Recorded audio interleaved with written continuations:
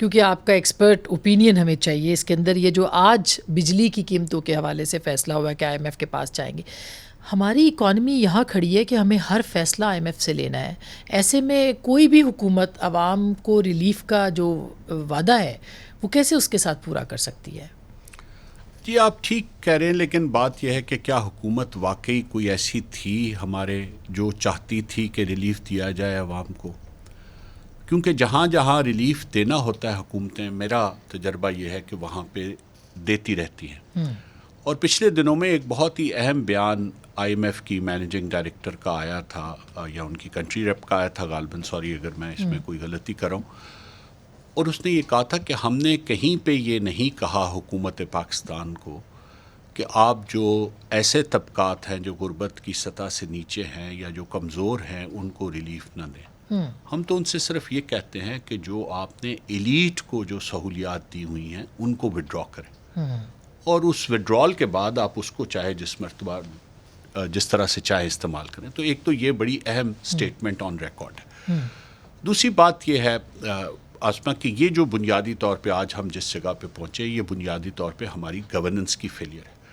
اور گورننس میں جو میجر فیلئر ہے یہ چیزیں اس کی آؤٹ کمز ہیں. اصل ایشو بجلی یا بجلی کا سیکٹر یا آج کل جو پاپولر نیریٹو بنایا جا رہا ہے وہ نہیں ہے. اصل ایشو یہ ہے کہ گورنمنٹ کے دو بنیادی کام ہوتے ہیں. اس نے تمام جتنی بھی انکم ہوتی ہے معاشرے میں یا اکانومی میں جتنی بھی انکم جنریٹ ہوتی ہے اس کو ٹیکس کرنا ہوتا ہے، اور پھر اس کو ری ڈسٹریبیوٹ کرنا ہوتا. ہماری حکومتیں بدقسمتی سے، اور میں مطلب اپنے آپ کو اس سے باہر رکھ کے بات نہیں کر رہا کیونکہ اگر سچ بولنا ہے تو پورا بولنا چاہیے، ہماری حکومتیں بدقسمتی سے یہ کام نہیں کر سکیں.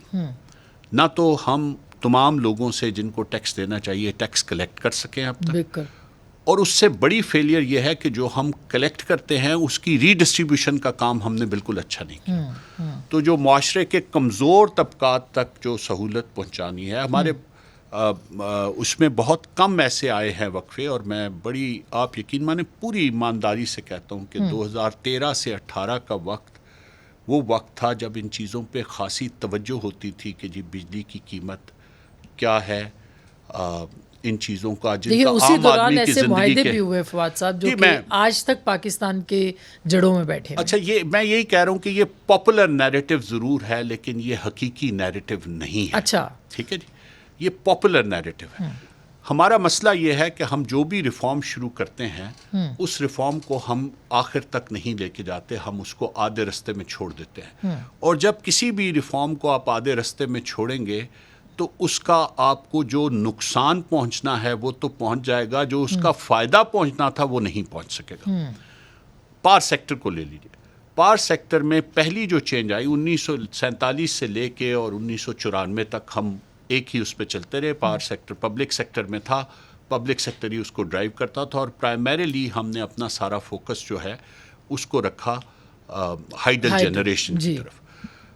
لیکن 1985 میں ایک بنیادی تبدیلی یہ آئی کہ ایم این ایز اور ایم پی ایز کو یہ اختیار دیا گیا کہ وہ ڈیولپمنٹ سکیمز دے سکیں.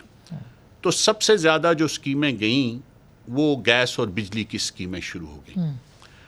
اب ہماری جو سب سے بڑی ڈسٹورشن ہے، جو اس سیکٹر کے آج کے پرابلمز کا سب سے بڑا فرق ہے، باقی ملکوں میں یہ کیوں نہیں ہے اور ہمارے ملک میں کیوں ہے. پوری دنیا میں جو یوزرز ہیں ان میں انڈسٹری اور کامرس جو ہے وہ 70% ہوتی ہے اور ڈومیسٹک کنزیومرز جو ہیں وہ 30% ہوتے ہیں. ٹھیک. ہمارے یہاں پہ یہ بالکل الٹ ہے. یہاں پہ 70% جو ہے بلکہ 66% سے زیادہ جو ہیں وہ ڈومیسٹک کنزیومر ہیں، اور 30-31% جو ہے وہ صرف انڈسٹری ہے. ٹھیک.